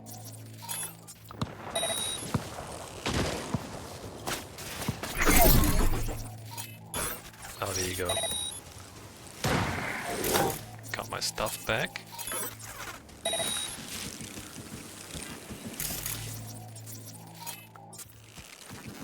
Why are there so many of them? Hoorah! Fuck yeah! Alright. So what are these guys doing over here? So this was a house? Hello? Where are you at? And I guess some gangs have taken over that house. Another house here? There's a few camper vans back here? Mobile homes? I mean, it looks okay, to be honest. Right, it doesn't look that run down. I wonder if people still live here. They have reinforced the lower areas. Because I guess the crime is pretty bad. So they reinforced the lower half of the windows with the sheet metal. But I mean, if it weren't for the crime, right, this would have been fine.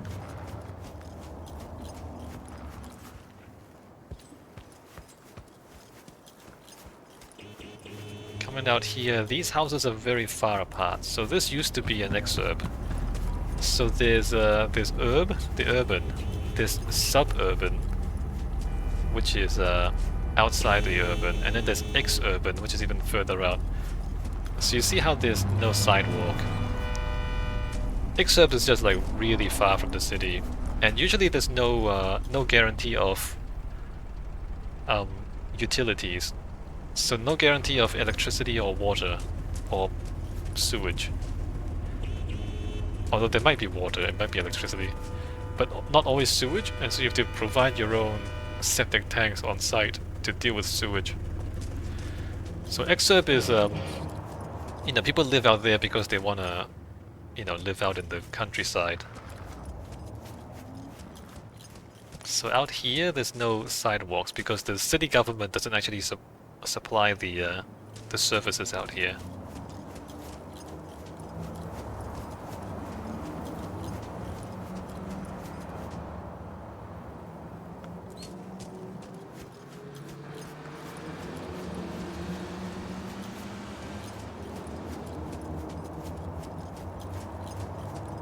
Around here we have an electricity substation. So the reason there's an electricity substation here is because beyond there are big power plants. And we will talk about the power plants in a later video. But this is where the electricity comes into the city from those power plants. And so there's a big substation here to sort that out. Right, so it's just sparsely populated houses and not much else going on. What's going on in the backyard? Hold on. There's the flag there. Probably 6th Street gang territory. And mobile homes. Interesting, there's cops there. There's a lot of police here. I guess these guys got raided by the police is what happened.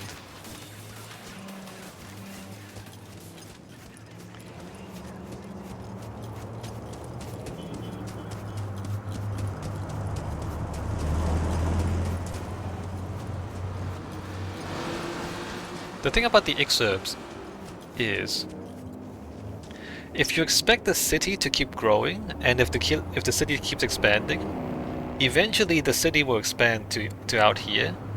And so, you know, before, when the city was further away, you could buy a lot of land for cheap. And so if you buy a house here, and you live here for like 20, 30, 40 years, by the time you retire, the city has grown out here and the land prices would have increased because now you're closer to the city, or rather the city is closer to you. And so as the city grows, the land prices increase, and so you can sell the land for a nice profit. So in some ways you can use this as a retirement fund, right? It's basically you're investing in land. You're buying land that is currently far from the city, but you expect the city to grow in this direction in the next 20 to 30 years. And so then by the time you retire, you have a much higher price piece of land that you can sell. So that's something you can do if you expect the city to grow that much. The problem here, though, of course, is that the giant trash barge has crashed up in the mountains over there, and so nobody's gonna come out here anymore. At some point in the past, people thought the city would grow this way, and this would have made sense. But now, like, your investment is basically trash, because the trash barge has just completely destroyed the land values in this entire area. So this turned out to be a bad investment, if that's what you were planning. So things can happen, and even in the real world. I mean, cities don't always grow. Sometimes cities start to shrink, like sometimes populations decline. Maybe industry moves away, maybe something bad, I don't know, something bad happens. And yeah, no, land prices don't always rise. Land prices rise if the population in the local area grows and there's more demand for land, right? So if the population keeps increasing, then the land prices go up. But if the population starts to decline, then the land prices will fall because nobody needs the land anymore.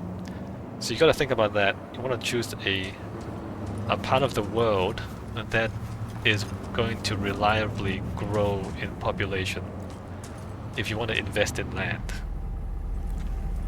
And these guys, they didn't work out. Here we have Piez. Piez, this is a bit of a story location. If you really think about it, it doesn't look like there should be enough people around here for a business like this to be profitable. But it is a fast food place that sells pies.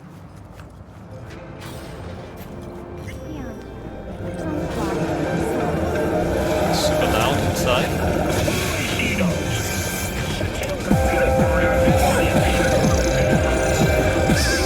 This gonna be circumcised too. It's a fast food place and it's a story location.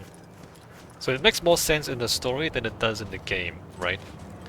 If you imagine maybe there are more houses, and maybe if it was surrounded by suburbs all around, then maybe there'd be enough people. Maybe if it was like close to a school, so that the school kids, when they leave, when they get out of school in the afternoon, they come over here and have some pies.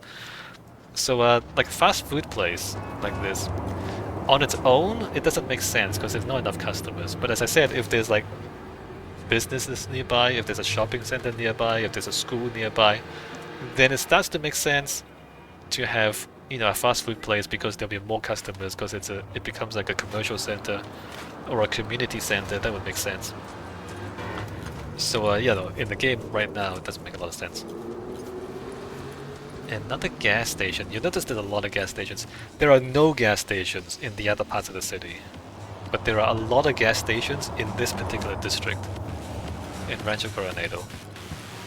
If you think back to the city center, there's no gas stations out there. This is closed. There's a couple of gang guys watching me. Let me walk away from those guys. Alright, that's pretty much the end of our tour of Rancho Coronado. So, what can we say about it? It used to be an outer suburb of Night City, and there are signs that it used to be a very nice suburb of Night City, right? There are houses with swimming pools in the back, and there's a big park, right? It used to be a nice neighborhood. And then we can see that there were freeways being constructed out here. There's a mega building being constructed out here, and there are like big car parks and things. And so the city was expecting for this place to be a real growth area, right? They're expecting a lot of people to move out here, a lot of new businesses to be built here. That's what they were expecting. And then something happened and none of that worked out. And when we look behind the dam, we find a giant trash barge has crashed onto the mountain, and there's just trash everywhere. Right behind Rancho Coronado, there's a huge environmental disaster. And if we put two and two together, we can guess that the environmental disaster destroyed the land value here. Nobody wants to move here after that disaster. And so all the money moved out, all the rich people moved out, and then all the prospects for growth disappeared, and now all that's left is poor people and gangs. And that's the story of Rancho Coronado, and you can see that in the architecture. Alright, great. So next up, we are going to Pacifica for the next video. It's a little bit disjointed. We have to make our way from here down to here. So the next one, we're going to look at both Coast View and West Wind Estate. So there's two districts, but they're kind of small. So I'm going to look at both of them in one video. Let me drive over there first. And then I will end this video. Okay. I'm gonna take the bike. And I'm gonna turn here.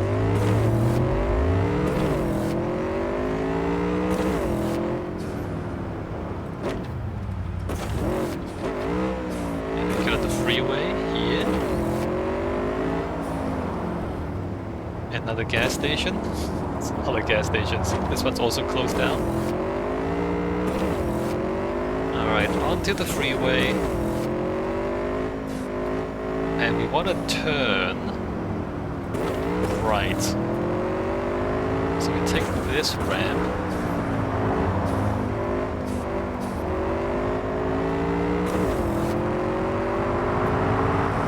So about Pacifica, you can see already there's a big stadium there, right? That's gonna be a big landmark in Pacifica.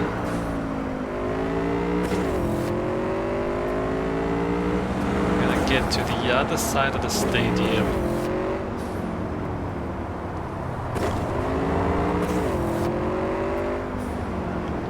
And we're gonna turn off here.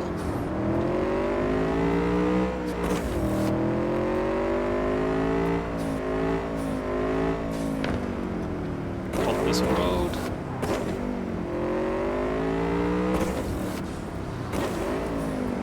And this is Coast View Pacifica. Alright, let me get to this intersection. And I will end this video here. When we come back next time, we are gonna look at Coast View and West Wind Estates on the western side of Pacifica. Alright, see you next time.